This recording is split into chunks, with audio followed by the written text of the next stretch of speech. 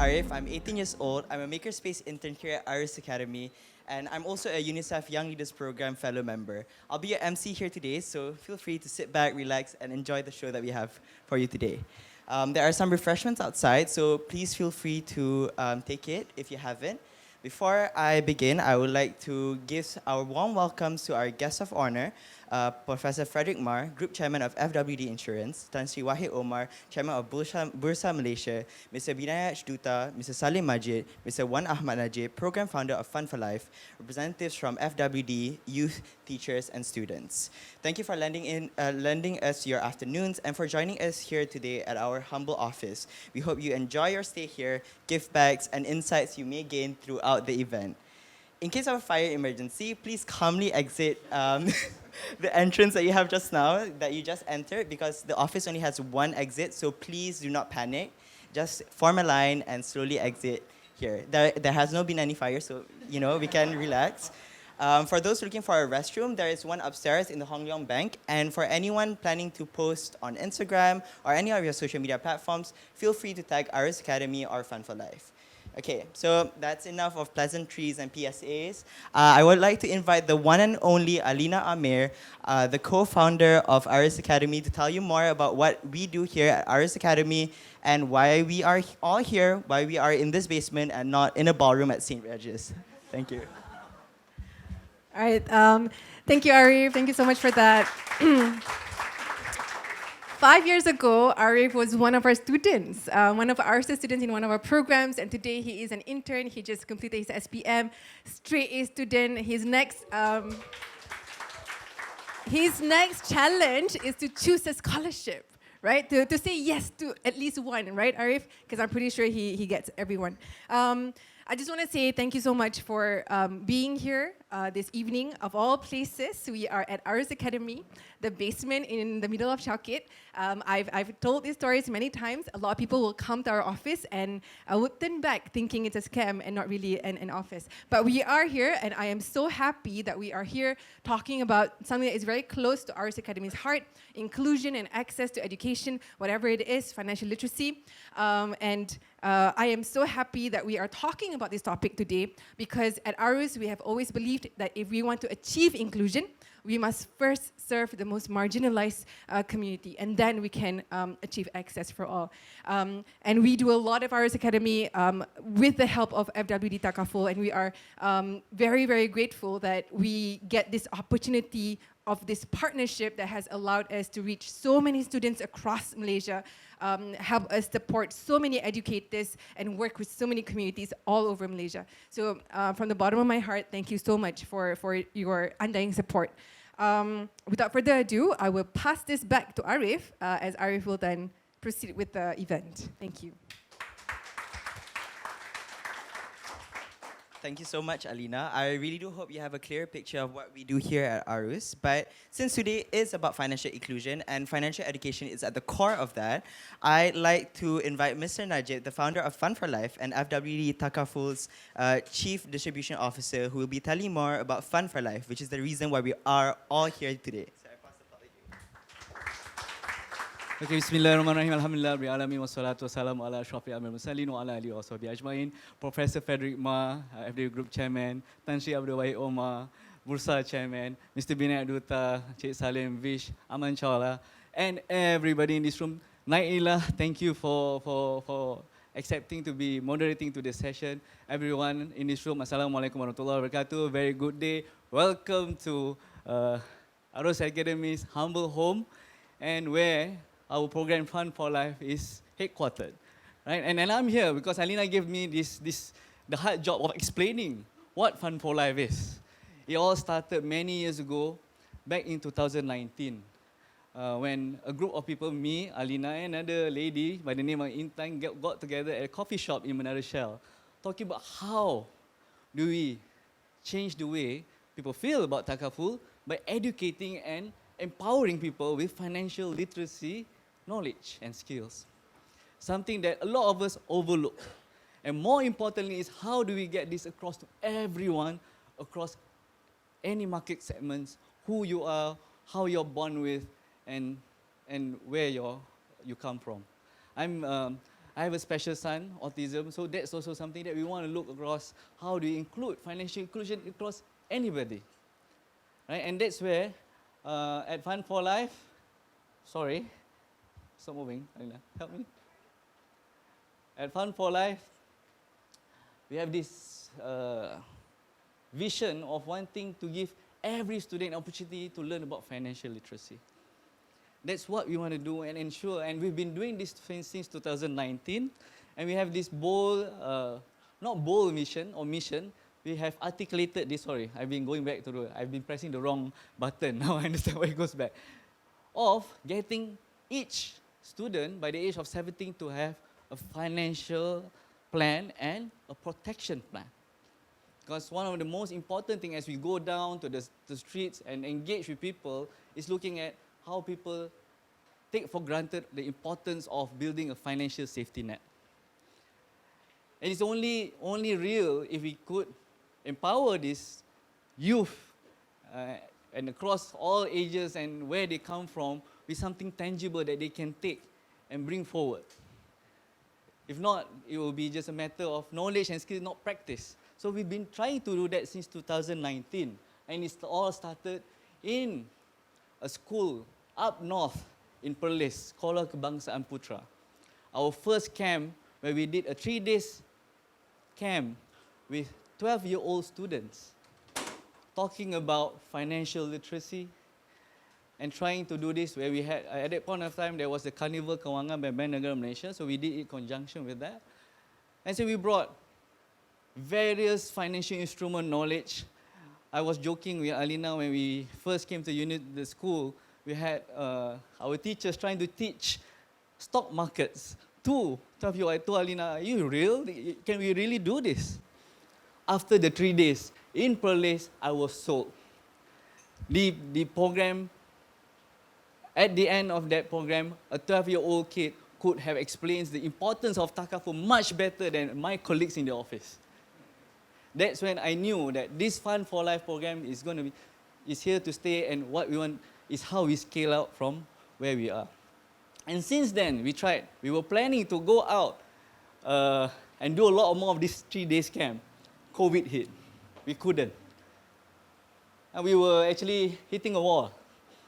But then, empowered with this vision that we want to empower people, everybody across, we pivoted our ways and we went online. We went digital. We thought it couldn't happen, but across those years we did a digital, how many camps we did online, and we overextended our programs to include programs for teachers, parents, and also youth. We went across just students from schools and primary schools. We had university students coming together, trying to hack problem statements around financial inclusions. And we have already held 3 digital financial inclusion challenge over the past 4-5 years. And we're very proud of this, and we have some alumni in this room from Digital Financial Inclusion Challenge, and 2 of them actually now is working with FD Takaful, the winners of 2 years back, right? So we're very proud. And since then, we've touched across 12,000 students, 30,000 educators, 700 parents, and more than 100 hours of learning materials that we've shared across schools, teachers, both formal and informal institutions. We've done camps at low-cost housing areas. We're proud of that.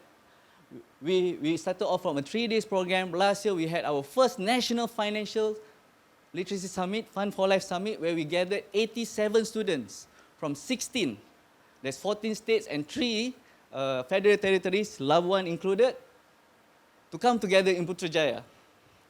And we had this amazing, I had some of the facilitators here with me today, amazing event where we had all these young, from 10-year-old, as young as 10-year-old to 17-year-old, presenting their plans, presenting their dreams in front of a few hundred of people and sharing what financial goals and what it means to them. It was something that was eye-opening, and this year, we're happy to be having all this. We are now doing it on a regional basis. We have the buy-ins of the Ministry of Education, and we're scaling up. And inshallah, by end of October, during the Financial Literacy Month, we will have our second National Financial Literacy, our Fund for Life Summit in end of October. We have also captured, and if you have time, there's a banner outside, Fund for Life Untold Stories, with subtitles for those from international delegates of what we captured during the National Financial Summit, where we followed the lives of nine people, sorry, because six, including two teams, of how their journey from where they started to the National Fund for Life Summit, a documentary that tells the story. It tells you what it means of both the technical knowledge but also the emotional side. Because when you talk about financial literacy, it's just not learning to do budget, but it's also learning how to control your emotions around spending. Because each of us comes from different backgrounds, and a ringgit means different to each person. And we brought this program down to East Malaysia, to Sabah, Sarawak, and across Malaysia, and we're hoping to do it more. I have 10 minutes, so that's why I'm just rushing and just saying it out from what I have in mind. But this year, our goal is to reach 100,000 students to build financial plans. When I started off with 17-year-old having financial, this is what we want to do. And for 100 students, we want to get 2,000 educators certified through all the programs that we have, 1,000 parents to be engaged with the programs that we have to guide their child, and also 130 strategic partners to help us. We can't do this alone. There's just a bunch of amazing people in Arus Academy that has been running these programs throughout the past 4 years. And we're happy to have our regional partners. This is a list of our regional partners that have already signed up. And if you all could give a round of applause to all these parties who join us on this journey to empower Malaysians, especially youth, with the most important skill to us of changing their lives, which is financial literacy. And with that, I think I'll pass back to Arif. Thank you very much for being here, and thank you again, Professor Frederick and Tan Sri Abdul, Wahid, Omar, for agreeing to be on this panel. And I'm sure there will be a lot of wisdom and knowledge that they will share. Please feel free later, especially for the youth down in this room and maybe online, to share your questions, and hopefully we'll be able to address this. And now, pass back to Arif. Thank you very much. Assalamualaikum warahmatullahi. Well, I definitely agree with Mr. Najib. It takes a village to, build this movement, and I really do hope more students join. Well, we've reached to the highlight, and one of the essentially highlights and climax of this whole event, which is the Fireside chat on financial inclusion with Naila Huda, the broadcast journalist and news anchor for Ashra Awani, to be the moderator of this panel. So I invite our esteemed panelist, Professor Frederick Ma, to sit over there. Yep. And Tan Sri Wahid, Omar, you can sit over here. So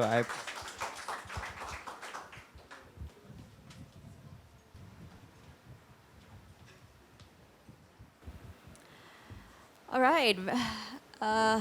Hi, good evening. Thank you so much for having me here. And firstly, Selamat Hari Raya to those who are still celebrating.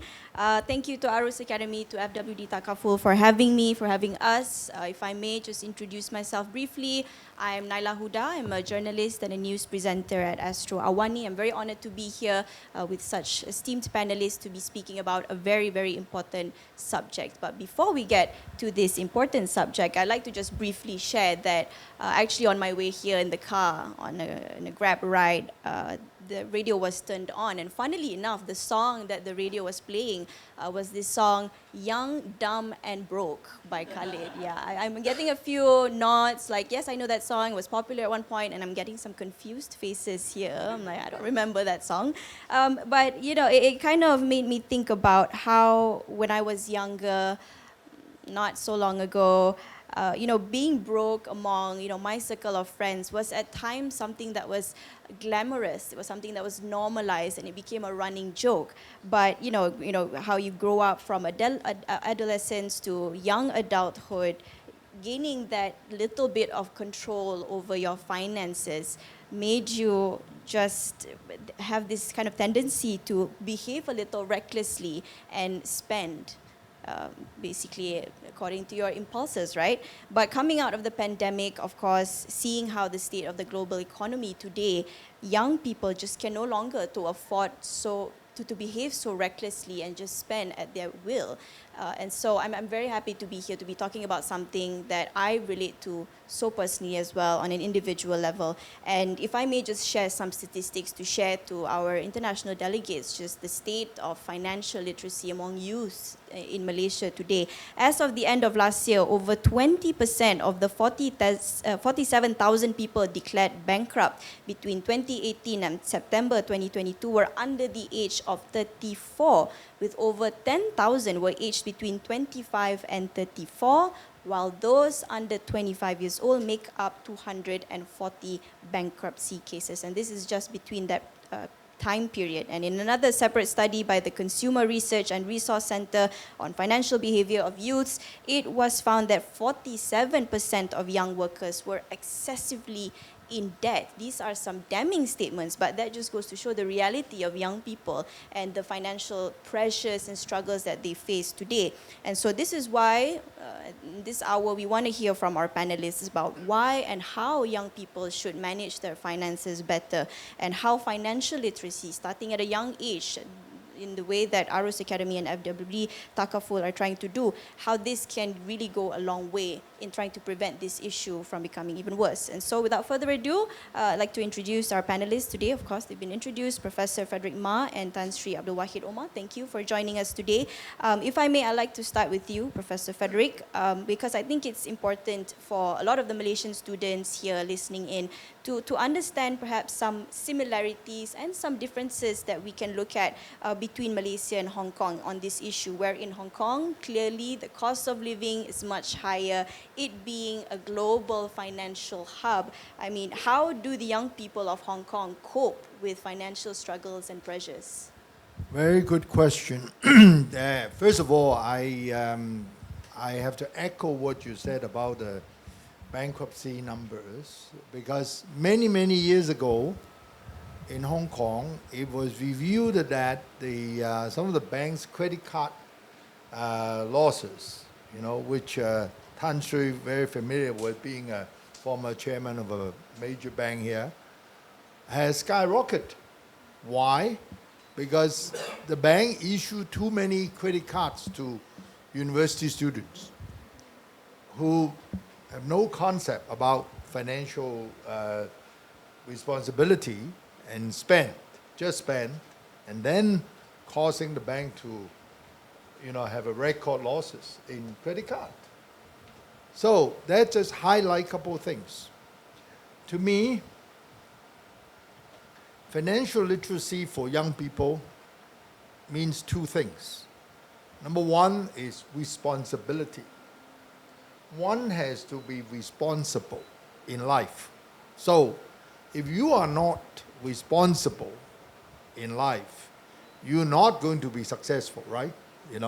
So to learn about financial literacy means responsibility. How do you run your life in a responsible way? You just don't spend without thinking about paying back the bank. That is not good, right? And then if you do that, you ended up in bankruptcy cases, like you said, right? So to me, financial literacy is not just about financial. It's more about one's life, being responsible. The second thing in financial literacy that you learn is risk and reward. Because in life, there's no such thing as low risk and high reward. Okay? It's always high risk, high reward, low risk, low reward.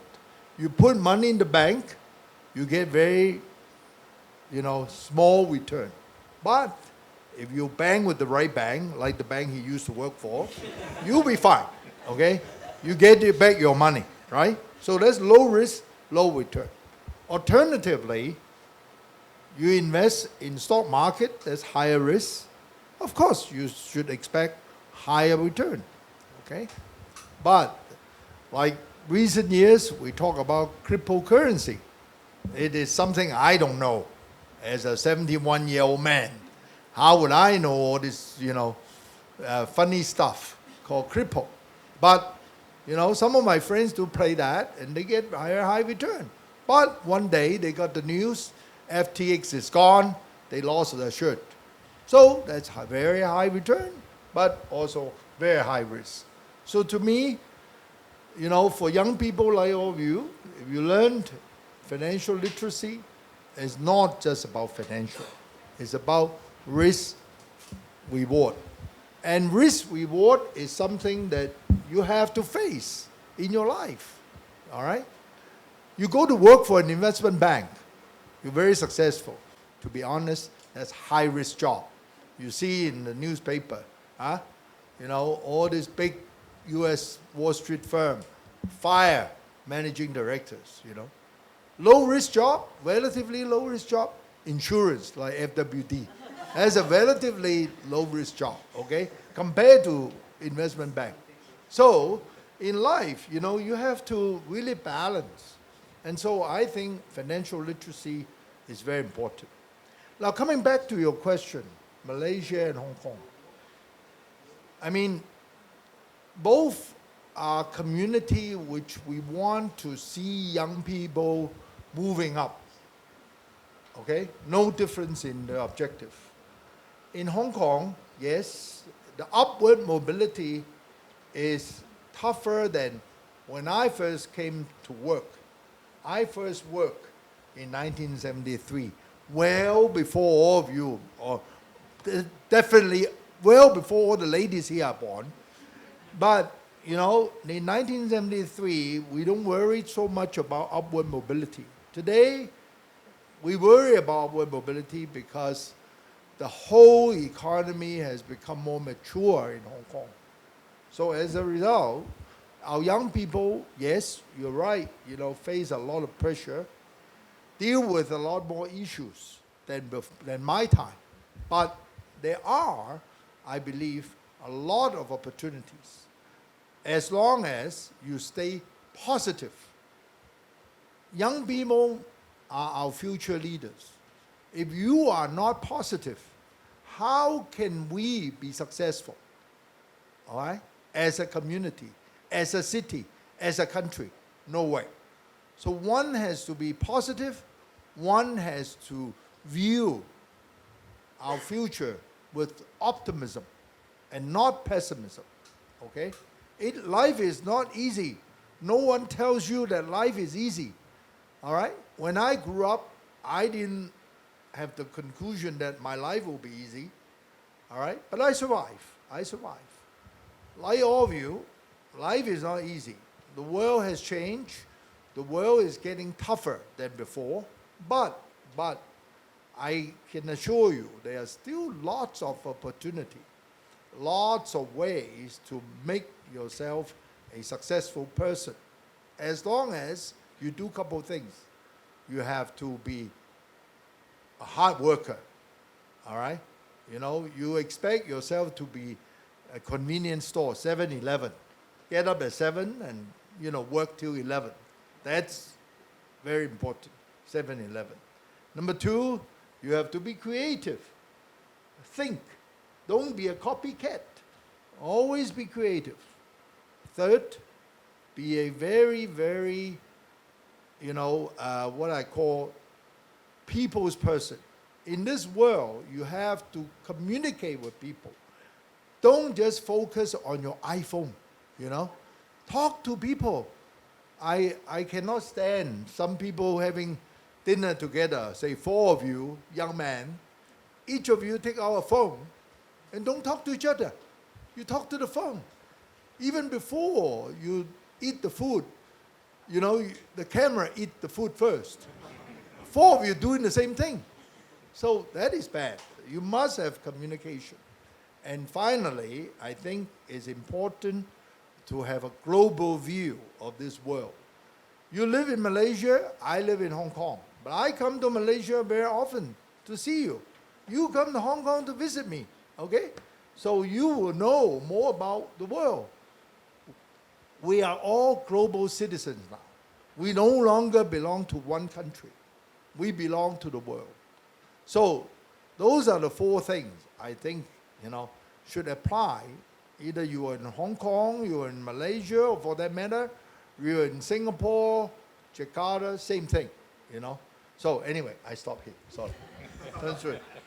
Thank you. Some great wisdom there. But on one hand, we're talking about working hard, about remaining positive, however hard and tough the world may be. I mean, we're talking about financial literacy. We also cannot ignore issues of urban poverty, of stagnant wages, structural economic issues, skills mismatch in the job market. That's what we're facing mainly among young people in Malaysia's economy.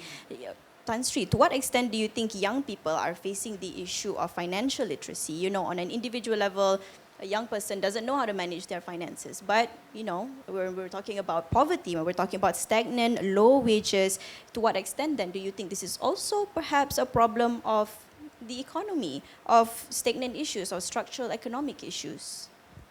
Well, thank you, Naila. Well, before I answer that question, perhaps a quick background on myself and what are my thoughts on the subject matter.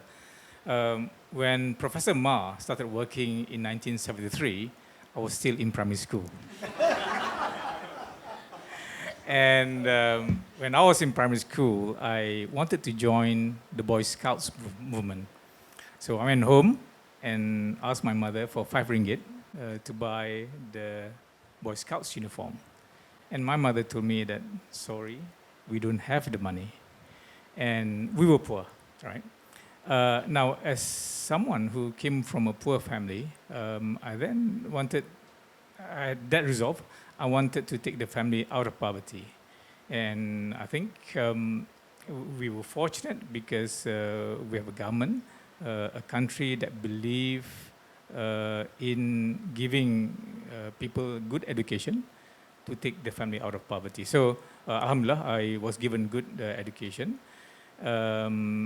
And went to MRSM and then later went to UK to become a chartered accountant. Now, why accountancy? Well, I asked people in my younger days which profession made the most money.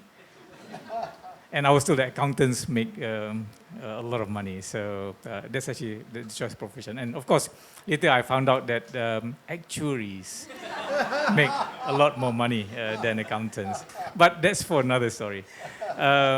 Well, now, to me, it's actually important for us to, among other things, talk about 3 elements. I think, first of all, for young people, it is important for all of us to know that we must live within our means, right? Money is never enough, right, for most people. So, but how you make the most of the income that you have to live a more responsible and balanced life. And again, if you only have so much, don't live beyond your means so that you don't get into indebtedness that you cannot repay and later you get into trouble. It's okay to borrow, but borrow for the right reason. So for example, if you want to own a home, yes, you want a shelter, and borrow. If you need a car to get to work, for transportation, for you to be able to earn income, I think it's fine. But make sure that it's at a level that you can afford to service and to repay. That's number one. Number two, when it comes to investment, I mean, like what Prof. Ma mentioned, make sure that you understand the product, right? And I think comprehension of the investment instruments is actually very, very important. Knowing your risk appetite is actually very important. So if you have limited sum, you are low, you have low risk appetite, your basic investment instrument, fixed deposit is actually good, risk-free investment. For us Malaysians, investment in ESB would naturally be something natural because it's a safe investment, protected and giving you reasonable returns. If you are working, you get your EPF with contribution, leave your money in EPF because they provide good and safe returns as well. So don't invest in things that you don't understand. Yes, you have a higher appetite, maybe a portion of your funds can be invested in stock market and so on, but make sure that it's truly based on investment, not based on speculation, not based on gambling, right? And certainly, don't invest in cryptos. Sorry, Prof. Ma. My view is actually, it is not an investment. It's pure speculation because there's no intrinsic value in cryptos, right? And the third point is, as a basic principle, if something is too good to be true, chances are it's not true, right? So if people give you high returns, promise you high returns, something's actually not right. Don't give them that money because there's nothing that will give you guaranteed returns, high returns. And these are mainly scams, right? So someone tells you, okay, I'll give you 10% return, not per annum, but per month. Surely it's a Ponzi scheme, right? Or it's just purely scam. Or someone says, oh, okay, you can invest your money in Forex trading and so on, and give you 5% per annum, 5% per month return. Again, there's no such thing. So these are scams and so on. So Naila, back to your question about the situation of the young people these days. So I think in Malaysia, we've been fortunate because since the Asian financial crisis, we've been enjoying consistent growth in our GDP, averaging a good 5% on real terms. In nominal terms, if you add back the inflation of about 3%, so that's about 8% per annum. And I think in general, we have progressed, providing good business opportunity and employment opportunities. But I think if you start to look back in terms of the income that's accorded to the people in general, I think there's great room for improvement. Now, there was a time when our wages as a percentage of compensation was very low at 29%. This was back in 2010, right?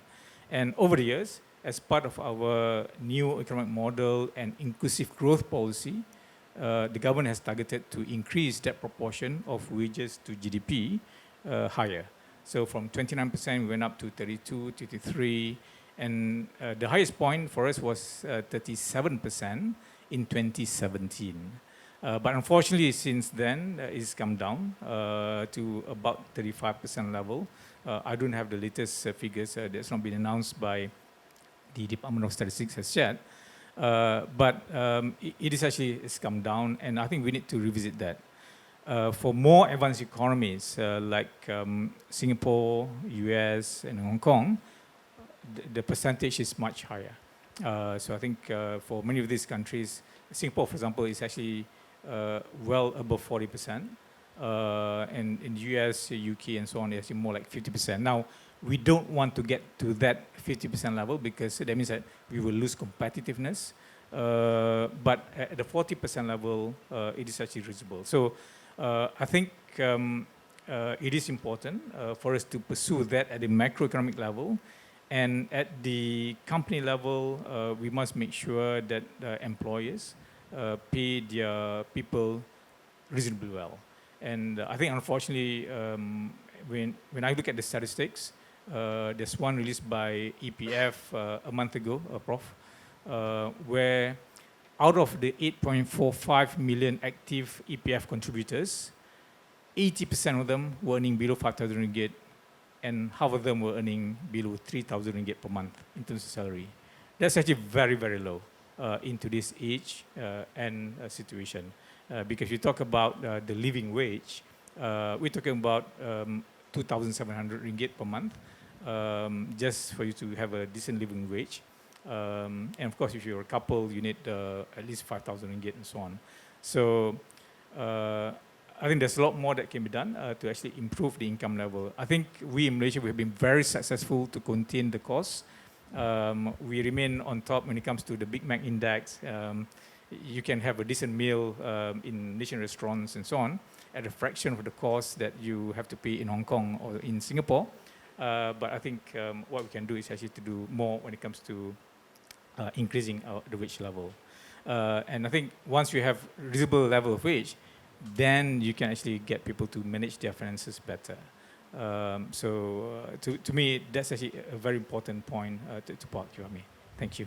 Thank you. Now, if I can just pause for a minute and kindly remind the audience that we do have about 10 minutes or so for our fireside chat, unfortunately, but after that, we'll have about 15 minutes of Q&A. So if you have any questions, do prepare them, and then we can get right on to Q&A when we open the floor later on. But I do want to go back to you, Prof. So, we're talking about, going back to what Alina and Najib were talking about, access to inclusive financial literacy.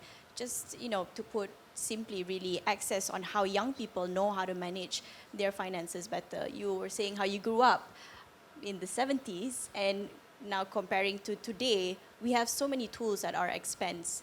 How do you think young people should take advantage of the many avenues of learning about financial literacy, the access to knowledge that we have just on our phones, despite not liking how much time we spend on our phones, but it does unlock a whole world of knowledge for us. So what is the importance of really grabbing that opportunity to learn more about finances? I think the young people have to take the initiative first, realizing that financial literacy is very important in their life, as we talk about, because after all, our young people are going to be our future leaders.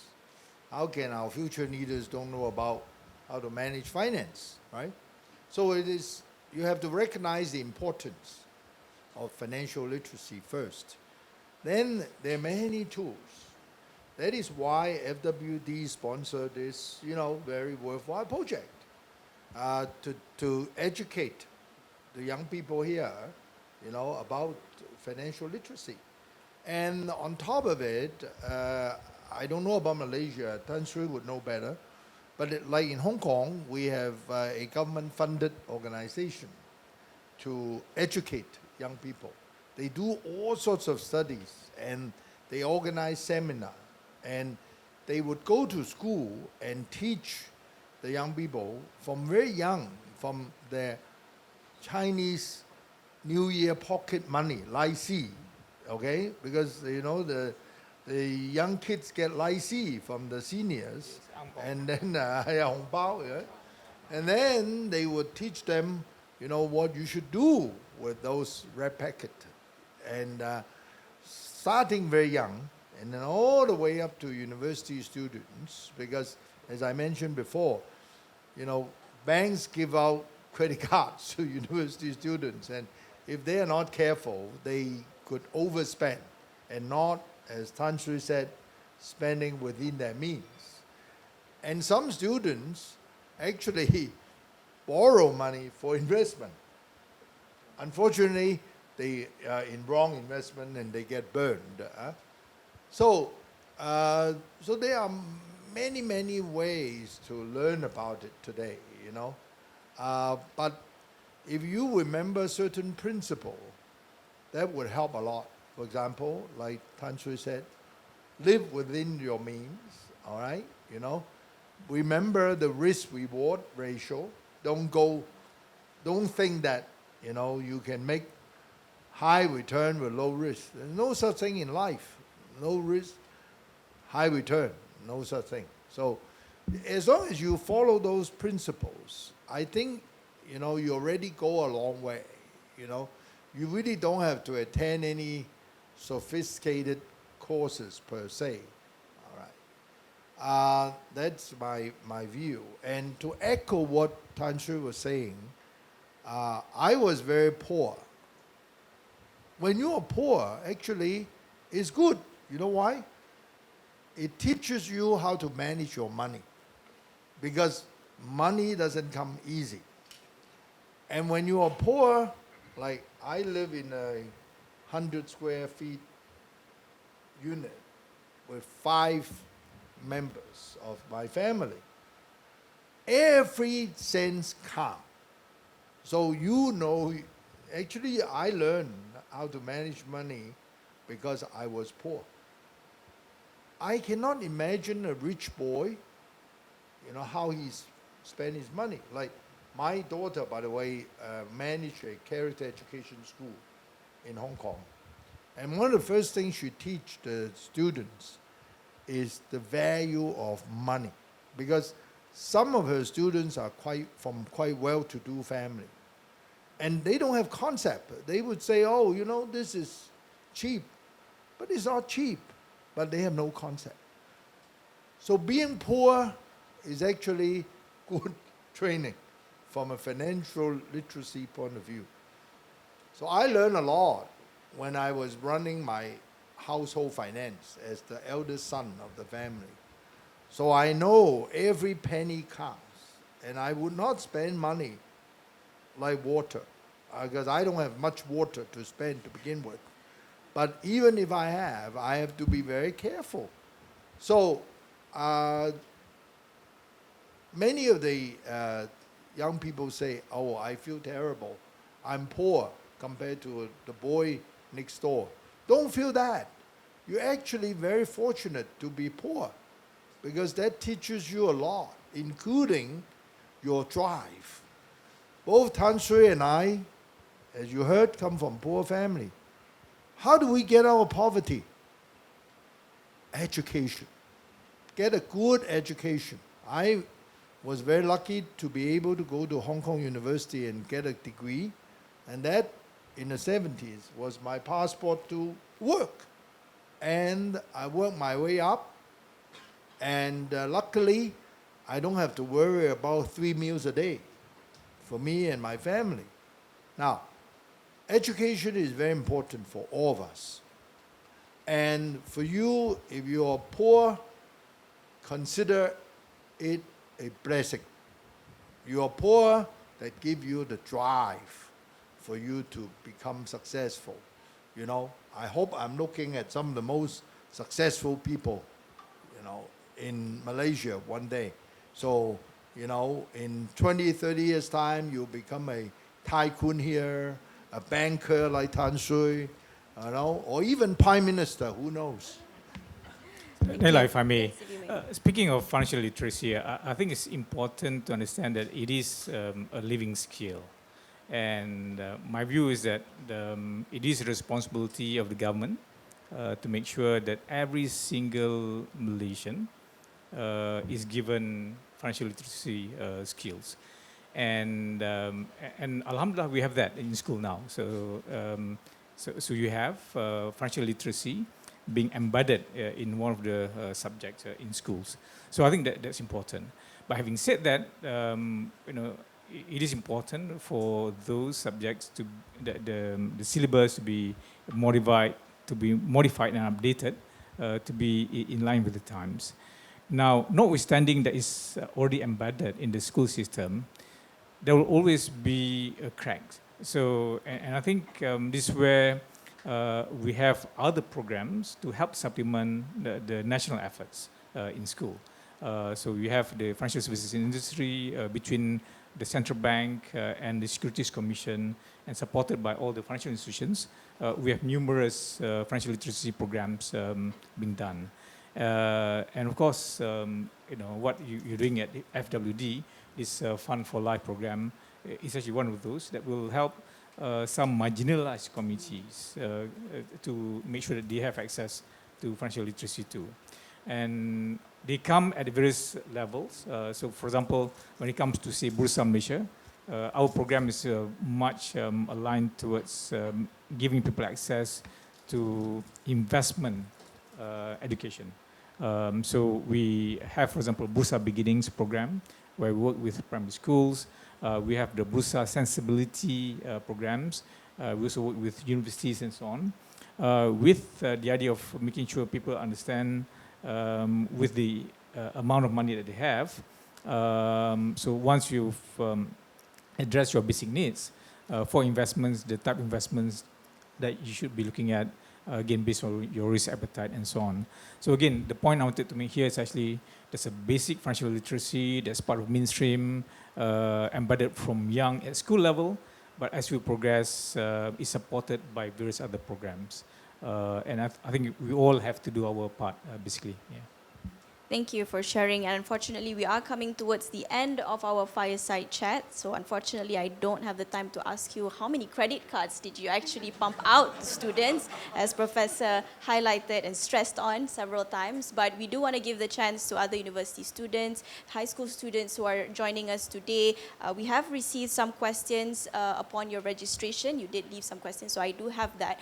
But we do want to hear from you. If you have any questions, please just raise your hands. Yes, if we can start with you. Yeah, Arina. My name is Arina. So, on financial literacy, what age should we teach our children, and what age should we teach our children, and what age appropriate curriculum that we should teach them, and then why start with takaful instead of other financial related investments ke? I think we should start off with the first question. So at what age should parents begin to teach their children about financial literacy? May I take that? So I think it should be as young as possible. I think the moment they are educated to count, and I think this is actually where you should start to embed them with the knowledge of the value for money or value of money as well.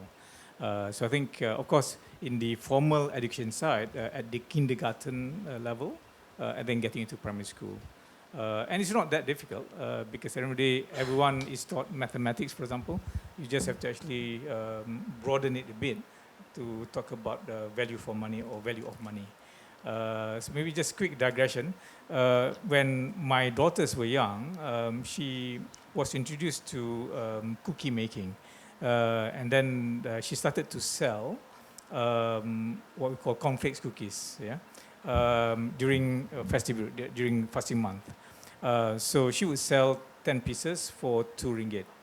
And so every year she would encourage my wife to actually make cookies and so on. So, and we asked her, why do you like it so much? Then said, look, it's a good way to earn income because I get 2 ringgit for every 10 that I sell. So that's 2 ringgit of profit for me. So she's got no sense of cost because the cost all borne by the parents, right?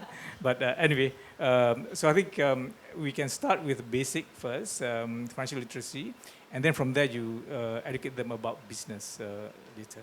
Thank you. Yeah. Thank you for sharing. Like I said about the red packet, red packet you give out to very young, children, and so it really started around the kindergarten time or even younger, and it's a lifetime learning. Throughout your life, you learn how to, handle your money, right? All the way up until now, I'm still learning how to handle money. So it's a lifetime learning experience, but start young. Thank you. If I can share as well, I'm reminded of my experience baking cupcakes and selling them in school, and I actually made quite a lot of money until I started counting in cash the money that I made at the back of class, and then my teacher saw, and then she just shut it down. She was like, "This is school. You're here to learn and not make money." So I was just a natural born capitalist, I guess, as a kid, and then I got shut down by the man. So that's me. So. If we can move on to the next question, yes?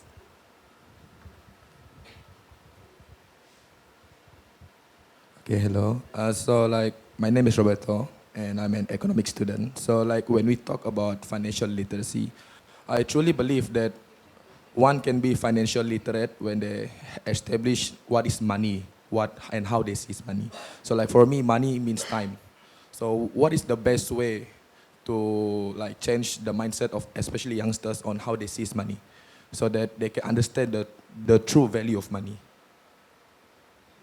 Well, I guess here we can reflect on both your experiences growing up in poverty. I mean, money, a cent means different to each person as to how they grew up. But perhaps for you, how do you feel a young person should value money? Well, I guess the best way is actually to understand what can you get out of a ringgit, right? So you can be spendthrift, and that money will not go far. But if you're very careful with your money, then you can actually get quite a lot. For me, as an accountant, I always believe in value for money. I used to, I like travel, and I would always shop for the best travel deals. So I used to go to, say, KK for 69 ringgit return on Air Asia seat. And on board the seat, I would meet someone, and I asked him, so how much did you pay for your seat? And he said, I paid 300 ringgit, I'm proud of it. Then after I told him that I only spent 69 ringgit, then he was cursing the airline, basically.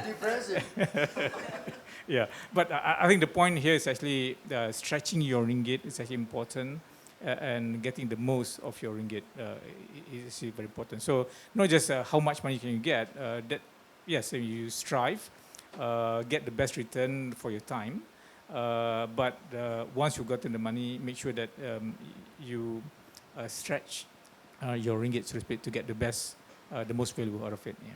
Thank you. Thank you, Professor. If you'd like to share, how do you value your money? First of all, I want to say this to you, that why do we want to make money? Have you given some thought? Why? Why do you want to make money? In my book, we want to make money for various reasons. Number one, sense of security. When I was young, growing up, I was so poor. I don't feel secure every day, to be honest. I don't know whether I have a next meal. I was so poor that I really worry about my own living. It was so bad.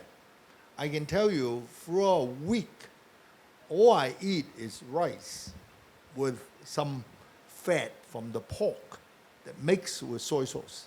That's how I survive. We survive as a family. So I feel that when you are thinking money, money gives you what? Security, right? But make sure you make money in the legitimate way. There are lots of temptation in this world. In Hong Kong recently, we had reported cases of some bad people, the triads, recruiting young people to do illegal things, to give you money. So never do that. You ruin your life. All right? So money is important, but make it in the most legitimate way. Work 7-11 to get it. All right? First thing. Second thing, money gives you security. Remember, certain people make more and more money. Why? Because they take satisfaction from making more money. They are successful. So they give you satisfaction, right? But at certain point, you are successful and you are already living very well. What should you do with your money? Give it away. Give it to charity. Okay? Because you cannot bring it to your graveyard. Well, you're too young to appreciate it. I am beginning at that stage. You're too young. So, but, money is only a number. All right? We have a saying in Hong Kong is, you are in heaven and your money is in the bank. So what's the use, right? So you must use your money wisely. Give away. When you give away, you help other people. And other people will benefit. That makes your life more enriching. So money is only a number, but that gives you security. It's important to make money. Money gives you security. Like, I feel more secure than before. When I was young, like around your age, I worry about my life every day, honestly. All right? So, but money is only a number. And it gives you satisfaction. It gives you a lot of things. But at the end of the day, make sure when you become a tycoon in Malaysia, give away, okay? Thank you. And you have a question as well, please. Yeah, so good afternoon. Thank you for having you all here. So my questions, there are two parts. So I remember I read before that there are more millionaire per capita in Hong Kong as compared to Malaysia. So if it is so, may I ask what is... there are more millionaire in Hong Kong than Malaysia. Is this something that Hong Kong does differently in terms of teaching? That's one part, the children. Then second question is what we can do as young people to get a one step closer to become millionaire or those kind of things. This is a very difficult question. Yes, and this guy came here with a mission. He already has some vision in mind. Anyway, first of all, you must appreciate that Hong Kong, the growth pattern is different from Malaysia. So it's difficult to compare the two economies. We have a lot of millionaires, but we also have a lot of poor people. Okay, so but our economic structure is very capitalistic, and we have been lucky with the geopolitical situation. When we were a colony, we benefit from a lot of trading opportunity between with U.S. and China, and now we are part of China.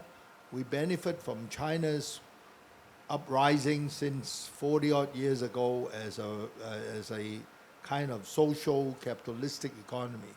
So we've been very, very lucky, and that sort of economic environment coupled with our growth as an international financial center managed to produce a lot of rich people, okay?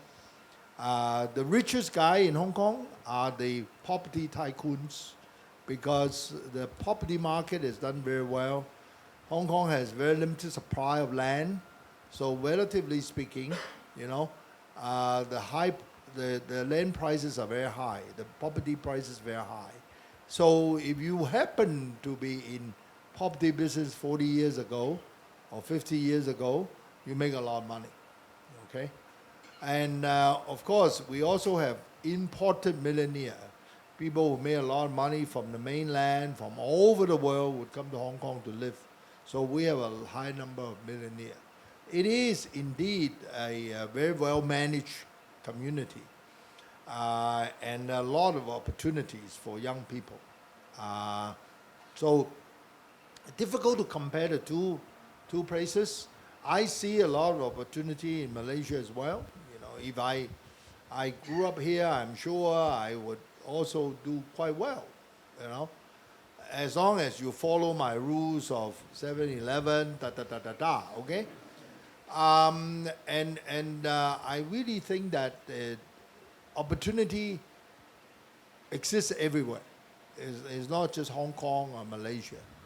As long as you work hard, you follow the certain principles, you'll be doing fine. That's my view. Thank you. Now we do just have a couple of minutes left, but I do also want to hear your thoughts on this, Tan Sri, about, you know, a young man here wanting to become a millionaire. Is that the kind of mission and vision that a young person should have in their life? Well, thank you, Nala. I think basically as a human being, we all want to be successful in life, and being successful, part of it may involve money, right? So money is not, yeah, money is not everything, but it goes a long way when you have money, right? So different countries will have different level of income and so on. A million ringgit in Malaysia will have different meaning to a million in Singapore or in Hong Kong and so on, right? So certainly in Malaysia, although you know, may not have that many in terms of millionaires, but the million that you have will go a long way, and higher quality of life and so on. Now, when you have more money, I would like to encourage you to do more for society. Interestingly enough, Arif at the onset mentioned about this event being held here instead of St. Regis. Now, at St. Regis Kuala Lumpur, there's a very, very nice Japanese restaurant. And you can have a dinner, omakase. It means that the menu that the chef will choose for you and pay 1,500 ringgit, 1,500 ringgit for just one meal for one person, not for 10. Right? So, and that's minimum wage for you. So the next time you have the urge to spend that kind of money on a single meal, maybe what you should do is that you refrain yourself from having that meal and share that 1,500 ringgit with someone else. Or you can actually also have it, but make sure that you allocate another 1,500 ringgit for other charitable purposes and so on. So the point here is actually, yes, we want to be successful in life, we work hard, we work smart to earn the income that we deserve, but beyond that, make sure you share with your family, you share it with the people who need them more than you do, if I may. Thank you. Thank you. And I believe we've come to the end of our session today, and I think it's appropriate to end on that note that money really isn't everything, but it does go a long way, and hopefully in the next few years where you become a millionaire, we'll all get to have a taste of that as well once you share that with everyone around you. Thank you so much for your words of wisdom to both of our panelists today. I hope we were able to get a lot of that. Thank you. Thank you. Fun to be here. Thank you so much. I'll just like to invite Alina to present some tokens of appreciation and some closing remarks. I just want to say thank you again to our esteemed speakers and Naila for moderating. As you know, this space is actually our classroom. This is where classes happen. Our students come here on a weekday, and today's lesson has been very, very valuable. So thank you again for your insights. I do have some souvenirs that I would like to give Tan Sri and Prof. As we are a social enterprise, and at the same time, we support other social enterprises. And this is something that we got from Batik Butik for the speakers. Najib, would you like to?